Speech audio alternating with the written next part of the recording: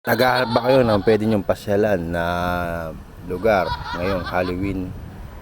Ayan, mapunta lang kayo dito sa bayan ng San Roque, San Rafael, Bulacan. Makikita nyo itong lugar na to na kinakatakutan ang malikmata. Ayan, sobrang daming tao, ang haba ng pila para na makapasok dyan sa malikmata. Ayan. Ayan guys, kita nyo naman kung gaano kahaba yung pila. Nakikita mo naman kung gaano karami yung mga taong gusto makapasok dito sa Malikmata. Yan yung Diplomat Hotel, yung replica nung sa Baguio. Ayan, nalapit na kami sa entrance. Ayan na. At kami nga ipapasok na rito sa Diplomat Hotel.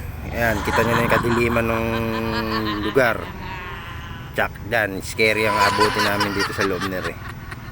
Ayan, mga kabataan na yan, excited. Ayan, at ko naman ako pa selfie lang at pa video relax na relax.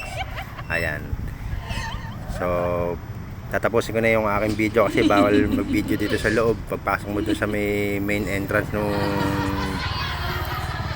horror. Ayan, hanggang sa muli guys, maraming salamat, bye bye.